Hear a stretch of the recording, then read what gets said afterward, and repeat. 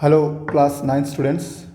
तो हम लोग आपके मैथ्स के चैप्टर 2 के exercise end of the chapter exercise का क्वेश्चंस कर रहे थे। तो फर्स्ट वीडियो में हमने क्वेश्चन नंबर 1 से 8 तक सॉल्व कर लिया था। तो इस वीडियो में हम क्वेश्चन नंबर 9 से लेकर 14 तक बाकी क्वेश्चन सॉल्व करेंगे। तो चलिए हम लोग वीडियो स्टार्ट करते हैं। तो यहाँ पर जो हमारा पहला क्वेश्चन है, the work done by a body on a application of a constant force is the product of constant force and the distance traveled by the body in the direction of the force। तो ये कुछ information दिया हुआ है आपका work, constant force और distance travel का relation है ना। उसके बाद क्वेश्चन में क्या लिखा हुआ है, express this in the form of linear equation in two variable.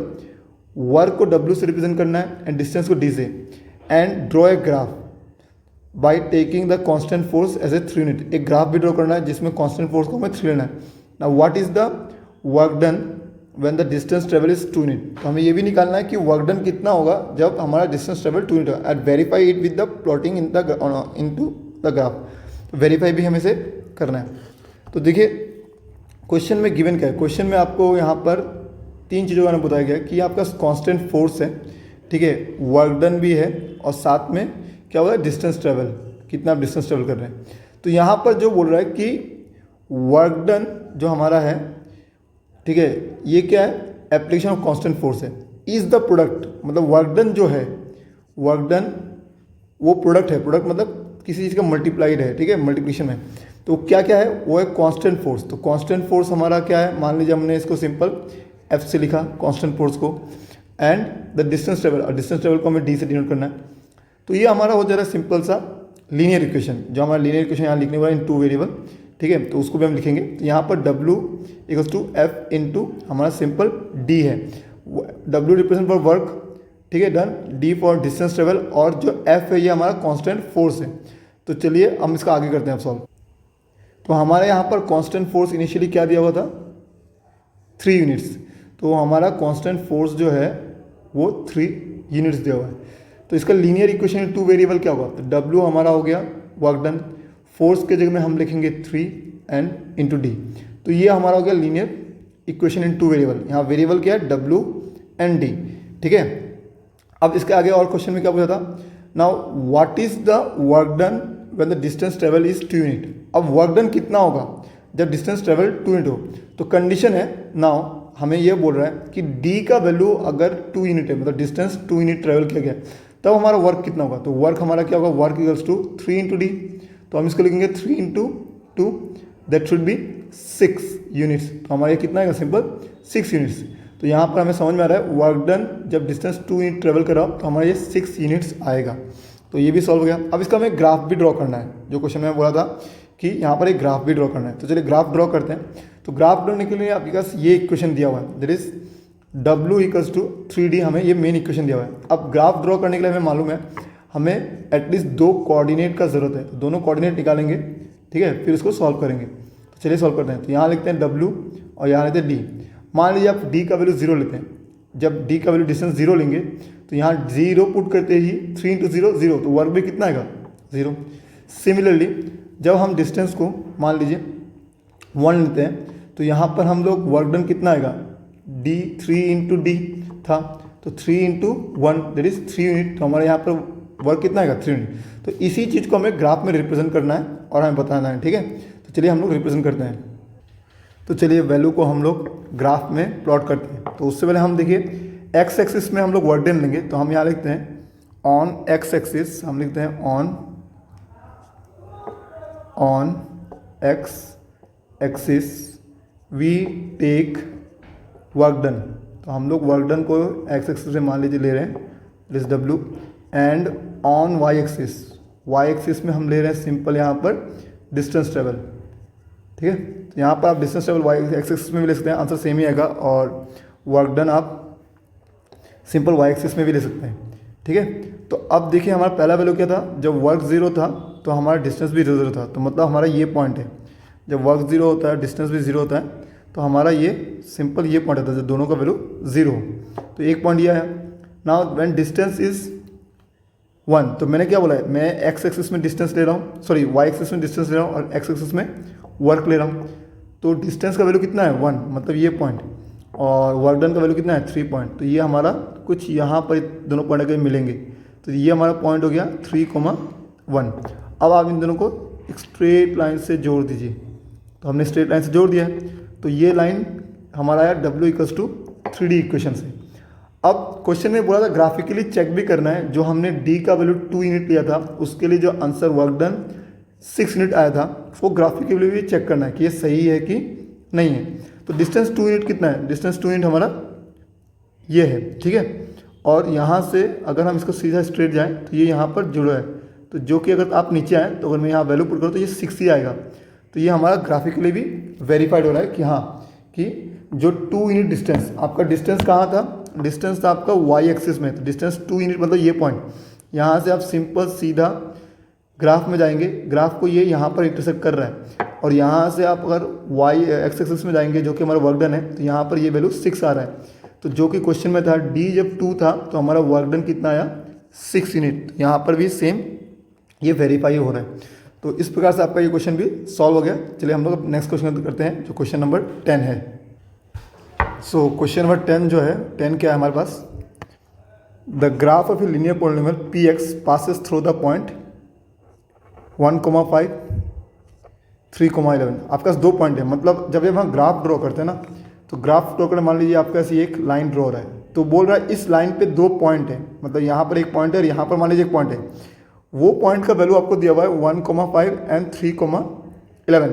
ना फाइंड द पॉलिनोमियल, तो आपको पॉलिनोमियल निकालना है, मतलब ये जो लाइन है इसके लिए जो इक्वेशन बनेगा हमारा लीनियर पॉलिनोमियल बनेगा वो हमें निकालना है, ठीक है। तो चलिए हम इसको सॉल्व करते हैं और उसको करते हैं। सो हम पहले यहाँ लेंगे जनरल फॉर्म ऑफ पॉलिनोमियल। तो हमारा क्या होता है लीनियर पॉलिनोमियल, हम लोग क्या लिखते हैं लीनियर पॉलिनोमियल, ठीक है। तो लीनियर पॉलिनोमियल हमारा क्या होता है, सिंपल हमने पढ़ा है y = ax + b। अब जब ये फर्स्ट आप पॉइंट ले रहे हैं ना, दैट इज 1,5, तो फर्स्ट को पॉइंट के लिए आपका ये x का वैल्यू हो जाएगा, ये y का वैल्यू का, और यही x और y का वैल्यू आपको इस इक्वेशन में पुट करना है।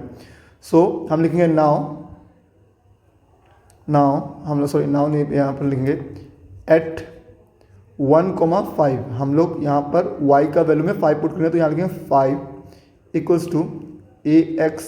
x का वैल्यू भी यहाँ हमें पुट करना है, तो x का वैल्यू हमारा क्या है यहाँ पर सिंपल 1 है, तो इंटू 1 + b, तो यहाँ से क्या है हमारा 5 = a + b, तो ये हमारा हो गया फर्स्ट इक्वेशन। सिमिलरली हम क्या करेंगे एट 3,11, जब हमने 3,11 लिया तो ये 3 जो हो गया x का वैल्यू हो गया और ये y का वैल्यू हो गया, तो अगेन हमारा y क्या था y = ax + b, तो यहाँ पर 11 हो गया y का वैल्यू, a का वैल्यू हमें निकालना है, और यहाँ पर x का वैल्यू हो गया 3 + b, ठीक है। तो यहाँ पर हो गया 11 = 3a + b। अब सिंपल आप यहाँ से b का वैल्यू निकालिए और इसको इक्वेशन 1 में पुट करिए। तो कैसे करेंगे, सिंपल 11 - 3a, आपने 3a को लेफ्ट हैंड साइड लेके गया तो -3a = b, this is equation 2। अब इस b का वैल्यू को ना आपको इक्वेशन a में पुट करना है बस। ना putting the value of b in equation 1।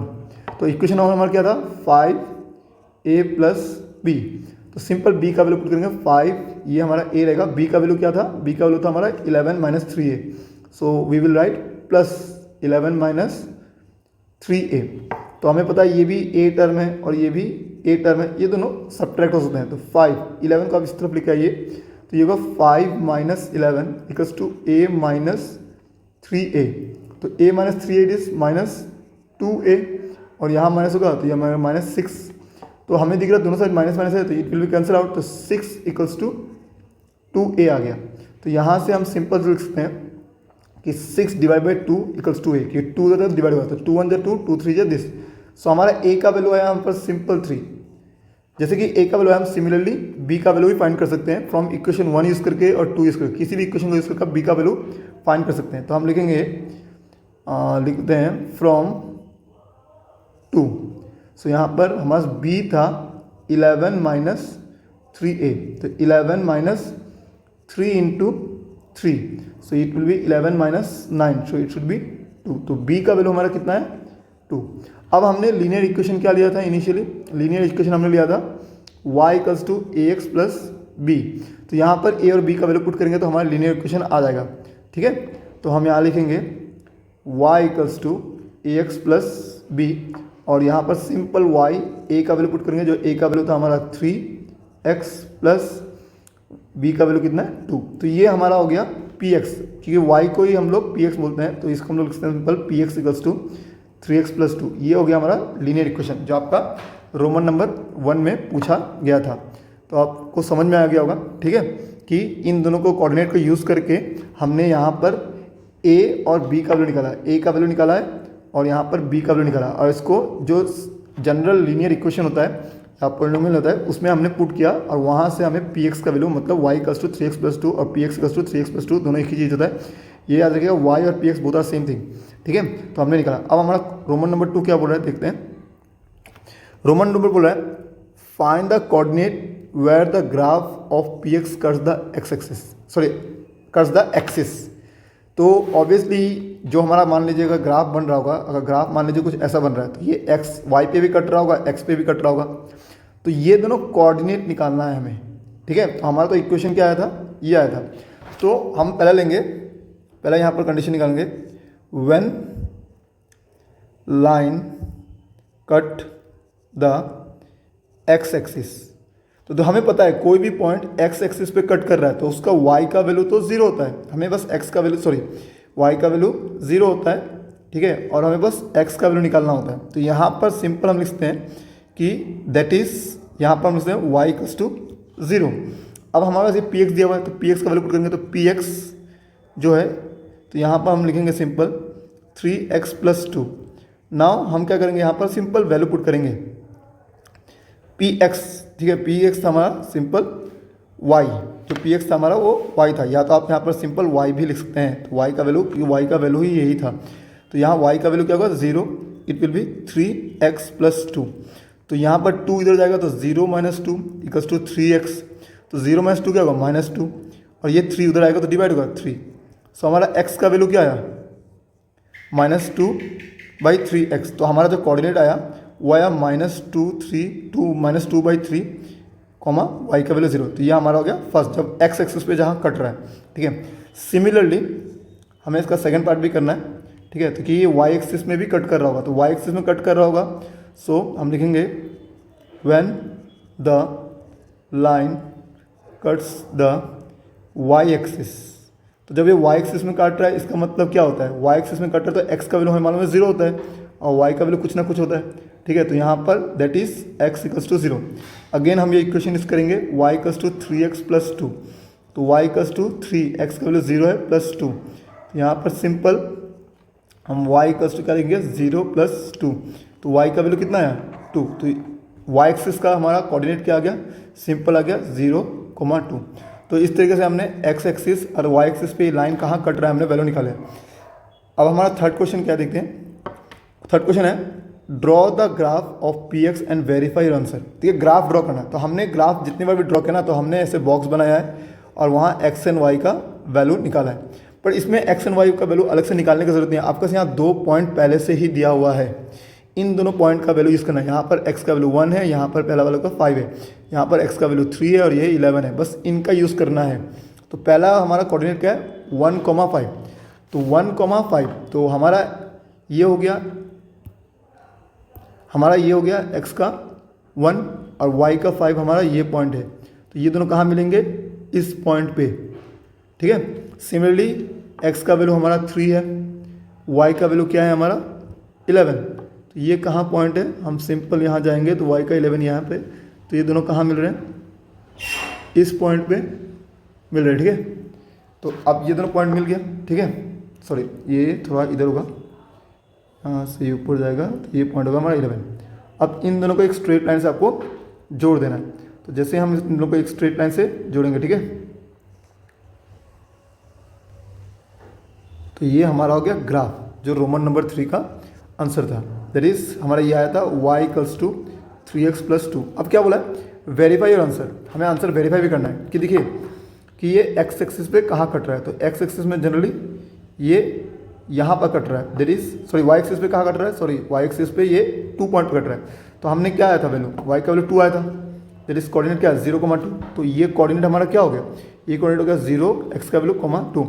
अब यहाँ एक्स का वैल्यू देखिए, अगर ये मेरा कोऑर्डिनेट होता 1 -1 और ये होता -2, तो हमें दिख रहा है ये एग्जैक्टली -1 एंड -2 के बीच में है।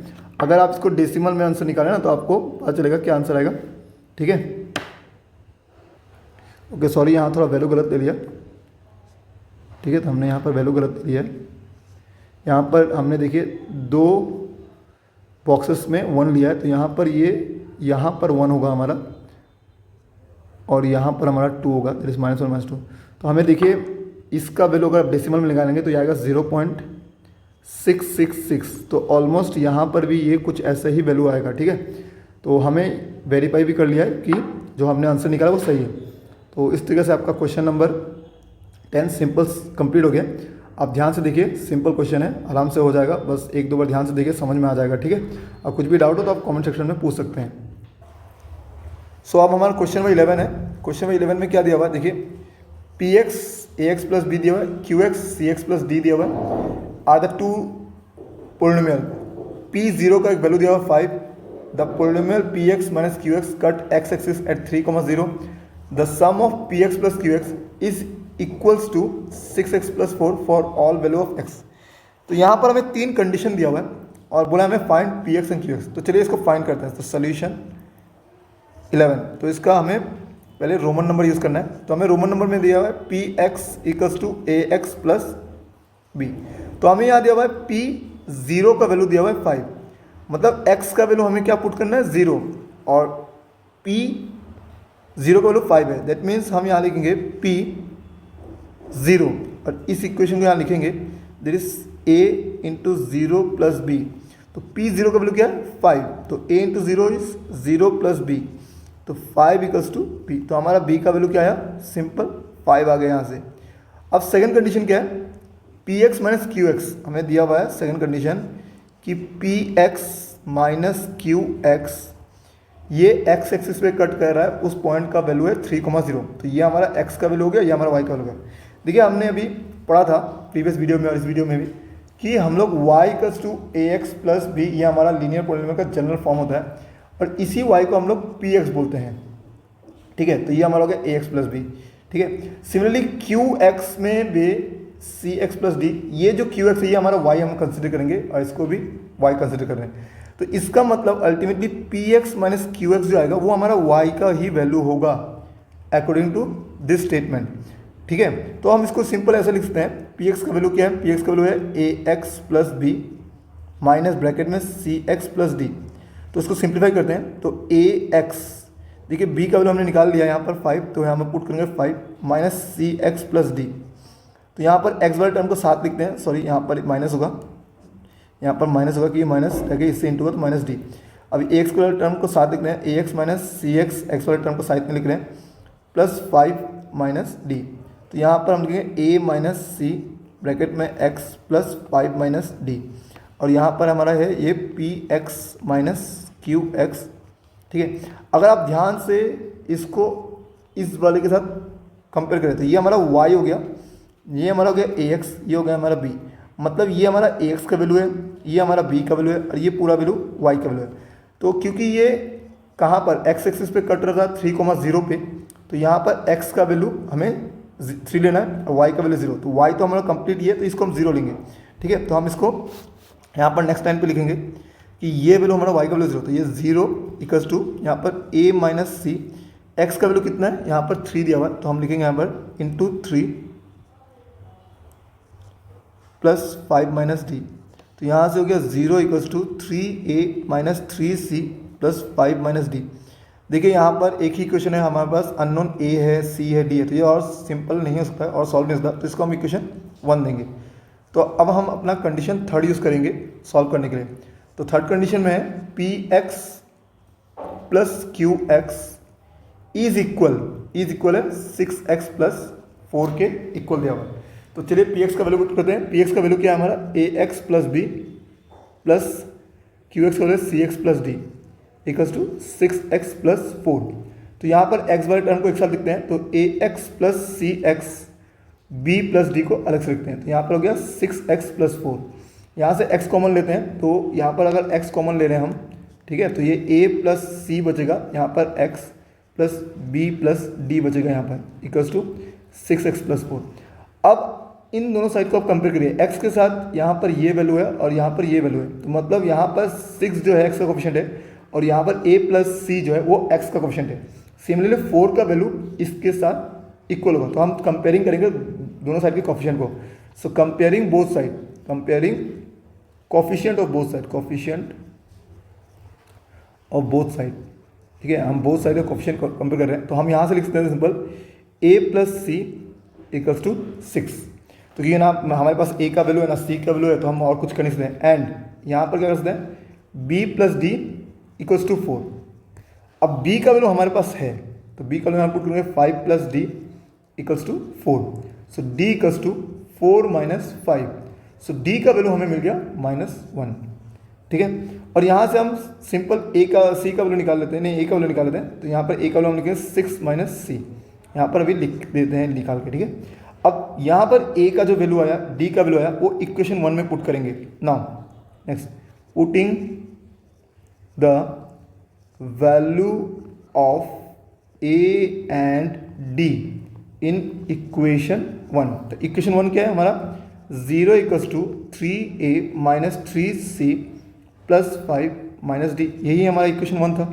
तो वैल्यू पुट करते हैं 0, 3a का वैल्यू क्या निकाला है हमने, 6 माइनस सी, तो right 6 minus C minus 3c plus 5 minus D का वैल्यू हमारा यहाँ पर आया -1, तो यहाँ लिखिए -1। तो it will be 0 equals to 3 into 6 होगा, तो ये हमारा सिंपल आएगा 18, फिर 3 इंटू सी होगा तो -3c, फिर यहाँ पर -3c था, यहाँ पर 5 प्लस 5, अब ये माइनस माइनस होगा प्लस 1, तो यहाँ पर हम लिखेंगे 0। अब नंबर को प्लस करते हैं सिंपल, तो इन सबको प्लस करेंगे तो आएगा 24, -3c, तो माइनस माइनस होता है प्लस, तो -6c आएगा। फिर नेक्स्ट हम इसको और आगे सॉल्व करेंगे, 0 प्लस 6c, अब 6c को इधर लाए तो इधर पॉजिटिव में आएगा, ठीक है, और यहाँ पर होगा 24। तो यहाँ से 6c इक्वल्स टू 24, तो c is equals to 24 divide by 6, तो 6 1 जा 6, 6 4 जा दिस, तो c का वैल्यू आ गया हमारा 4। देखिए d का वैल्यू पहले ही आ गया था, b का वैल्यू पहले ही आ गया था, c का वैल्यू आ गया। अब a का वैल्यू इससे निकाल सकते हैं, तो a का वैल्यू से हम निकालेंगे। सो हमारा a क्या है, 6 माइनस सी, तो it should be 6 minus 4। So a का वैल्यू हमारा कितना गया, 2। अब इन सब का वैल्यू आ गया है, तो हम क्या निकालते हैं, हमें px और qx निकालना था। सो नाउ हमारे पास था px equals to the ax plus b। Now a और x का वैल्यू आ गया, हम इसको पुट करेंगे, तो a का वैल्यू कितना आया हमारा 2 आया, x प्लस b का वैल्यू कितना आया था 5। तो हमारा यहाँ पर px का सिंपल जो इक्वेशन आ गया वो ये आ गया। सिमिलरली हमारा पास qx भी था, तो qx क्या है, cx प्लस d, तो c का वैल्यू क्या है, c का वैल्यू हमारा सिंपल 4 आया, 4 इंटू एक्स प्लस d का वैल्यू -1। सो यहाँ से हमारा qx का वैल्यू आ गया 4x, यहाँ पर प्लस इंटू माइनस 1, तो ये हमारा हो गया सिंपल qx का वैल्यू। तो इस प्रकार से हमने तीनों कंडीशन का यूज़ करके px और qx का वैल्यू निकाल लिया।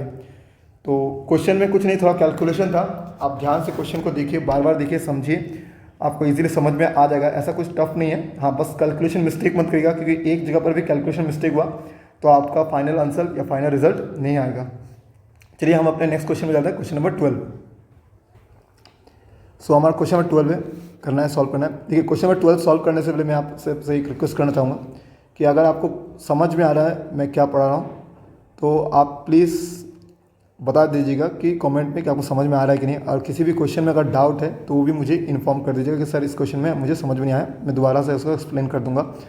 और हो सके तो अपने दोस्तों के साथ भी वीडियो शेयर कीजिए, ठीक है। Okay, thank you. तो क्वेश्चन नंबर 12 सॉल्व करते हैं, चलिए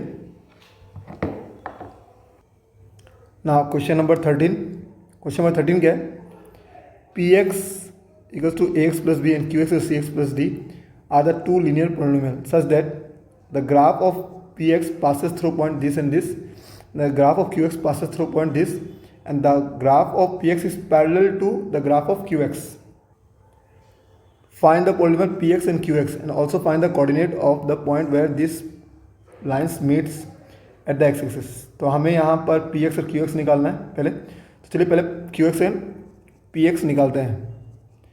सो फर्स्ट स्टेटमेंट में दिया हुआ है कि जो px है वो हमारा 2 पॉइंट से पास हो रहा है। सो यहाँ पर 2 पॉइंट से अगर पास हो रहा है तो मैंने प्रीवियस क्वेश्चंस में बोला था कि अगर एक ग्राफ है, ठीक है, या एक लाइन है, अगर उसमें पॉइंट लाई कर रहा है तो वो पॉइंट, ठीक है, उसका वैल्यूज होगा। जैसे कि यहाँ पर 2,3 है तो ये मेरा x का वैल्यू होगा, ये y का वैल्यू होगा। तो हमें मालूम है ये हमारा y यही होता है, y equals to ax plus b भी इसको लिखते हैं। तो फॉर 2,3 तो यहाँ पर y का वैल्यू हमारा 3 है, तो हम यहाँ पुट करेंगे 3 इक्वल्स टू a, 2 का वैल्यू x का वैल्यू 2 है प्लस b। सो यहाँ पर 3 equals to 2a plus b आ गया। आप इसे इक्वेशन 1 दे दीजिए। सिमिलरली फॉर हमारा दूसरा पॉइंट जो था इससे भी पास होता है 6,11, हम लिख सकते हैं y equals to ax plus b। इसमें y का वैल्यू है 11, a का वैल्यू हमारा a है और x का वैल्यू 6 है प्लस b। तो यहाँ पर 11 equals to 6a plus b भी होगा। तो यहाँ पर हम यहाँ से हम b का वैल्यू पुट कर निकालते हैं। तो यहाँ पर 11 minus 6a equals to b होगा। अब इस b का वैल्यू इक्वेशन 1 में पुट करेंगे, ठीक है। तो put the value of b in equation 1। अब इक्वेशन 1 में पुट करेंगे तो इक्वेशन 1 क्या था हमारा, 3 equals to 2a plus b। So 3 equals to 2a। तो हम यहाँ लिखते हैं, चलिए 2a प्लस b का वैल्यू क्या है, b का वैल्यू है हमारा 11 माइनस 6a। तो हम इस नंबर को हम लेफ्ट हैंड साइड लेके जाते हैं। So it should B 3 minus 11 और ये 2a माइनस 6a ये ऐड या सब्ट्रैक्ट हो सकता है, तो it is minus 4a। So next step हमारा क्या है यहाँ पर, minus 8 equals to minus 4a। तो ये और ये कैंसिल हो गया, तो 8 divide by 4 equals to a। 4 1 जा 4, 4 2 जा 8। तो a का वैल्यू हमारा कितना आ गया, 2। अब हमें b का वैल्यू नहीं, तो b का वैल्यू यहाँ से निकाल सकते हैं। तो हम इसका इक्वेशन 2 देते हैं, तो हम इसको लिखते हैं फ्रॉम 2। तो 2 से यहाँ पर b का वैल्यू निकल जाएगा। तो b का वैल्यू क्या होगा यहाँ पर, 11 minus 2a equals to b। तो 11 minus 2 into 2 equals to b। So 11 minus 4 equals to b। Sorry यहाँ पर 2 नहीं था, यहाँ पर 6 था, sorry 6, it should be 6 here. यहाँ पर 6 हुआ, ठीक है, ये हमारा वैल्यू 6 था यहाँ पर, ठीक है। तो ये अगर 12, तो यहाँ पर ये 12 आ गया, तो 11 माइनस 12 इज माइनस 1। तो b का वैल्यू हो गया हमारा सिंपल -1। तो b का वैल्यू सिंपल -1 हो गया, तो हमारा px आ गया यहाँ पर। तो px क्या था हमारा, ax प्लस b, ठीक है। a का वैल्यू निकाल दिया, तो यहाँ पर हम लोग सिंपल लिख सकते हैं क्या, a का वैल्यू था 2, तो it is 2a plus -1, b का वैल्यू -1 था। तो यहाँ से हम लिख सकते हैं px इक्वल्स टू 2a -1। तो यहाँ से सिंपल हमारा px का वैल्यू निकल गया, ठीक है। नाउ नेक्स्ट पार्ट, ये तो हो गया रोमन नंबर 2 का यूज़ करेंगे, ठीक है। एक क्वेश्चन में से px निकल गया, रोमन नंबर 2 का यूज़ करेंगे। Now qx passes through the 4, -1। तो हमारा qx है, तो ये है cx प्लस d। तो हमें मालूम है ये भी y equals to cx plus d जैसा ही है, ठीक है, क्योंकि qx का मतलब हमारा y ही होता है ग्राफ में। तो यहाँ पर हम फॉर 4, -1 ये हमारा वैल्यू है, तो ये हमारा x का वैल्यू y का वैल्यू पुट करते हैं। तो यहाँ पर होगा -1 cx। तो यहाँ पर हमारा x का वैल्यू है सिंपल 4 प्लस d। तो यहाँ पर -1 equals to 4c plus d का वैल्यू हो गया। तो ये हमारा एक इक्वेशन हो गया, क्योंकि इसको हमें बाद में सॉल्व करना है। इसको हम इक्वेशन 3 दे देते हैं, दिस 3, ठीक है। अब थर्ड कंडीशन क्या है, the graph of qx and px are parallel बोल रहा है। सो क्योंकि पैरेलल है और हमें पता है, प्रीवियस वीडियो में हमने पढ़ा है कि अगर दो लाइन पैरेलल है, ठीक है, ax प्लस b, ये ग्राफ है px का, और यहाँ पर qx है, there is cx plus d। अगर ये दोनों पैरेलल है तो x का जो कोफिशिएंट होता है इन दोनों का इक्वल होना ज़रूरी है। अगर दोनों लाइन पैरेलल है तो दोनों का कोफिशिएंट का वैल्यू इक्वल होगा ही होगा। तो यहाँ से हम लिखते हैं since qx and px are parallel, therefore their slope are equal. तो इस लाइन का स्लोप क्या है, जो हमारा, सॉरी यहाँ पर मैंने गलती से x लिखना था, ये हमारा x होगा, a नहीं होगा, सॉरी। अब यह ठीक कर लीजिए, ये x होगा क्योंकि a का वैल्यू 2 था, x का वैल्यू 2 नहीं था। तो यहाँ पर स्लोप क्या होता है, जो 2 के साथ होता है, ठीक है, सॉरी x के साथ जो वैल्यू होता है वो हमारा स्लोप होता है। तो इसका मतलब स्लोप हमारा क्या है, स्लोप इक्वल है। तो यहाँ पर हमें सिंपल समझ में आ रहा है, जो मेरा a का वैल्यू है, क्योंकि यहाँ पर इसका स्लोप a है, ठीक है, और यहाँ पर इसका स्लोप क्या है, इसका स्लोप हमारा a है और इसका स्लोप हमारा क्या है 6। तो यहाँ पर हम लिखते हैं a इक्वल्स टू c। तो c का वैल्यू क्या आ गया 2, तो यहाँ से c का वैल्यू आ गया। अब फ्रॉम 3 में पुट करेंगे c का वैल्यू, d का वैल्यू भी आ जाएगा। तो -1 equals to 4 into 2 plus D. यहाँ पर c का वैल्यू हमारे पास 2 पुट किया है। So -1 equals to, it should be 8 plus D. ये इक्वल जाएगा -1 माइनस 8 इक्वल्स टू टी। तो यहाँ पर क्या -9, तो डी का वैल्यू कितना आ गया 9। तो डी का वैल्यू 9 आ गया। तो हम सिंपल अब क्यू एक्स निकाल सकते हैं। तो देयरफॉर क्यू एक्स क्या होगा, सिंपल हमारा क्यू एक्स होगा सी एक्स प्लस डी था, सी का वैल्यू पुट करिए आप, यहाँ पर सी का वैल्यू कितना है 2, सो इट इज 2x, और डी का वैल्यू क्या है -9, so it should B 2x -9। तो ये हमारा फाइनल आंसर होगा क्यू एक्स का वैल्यू, ठीक है।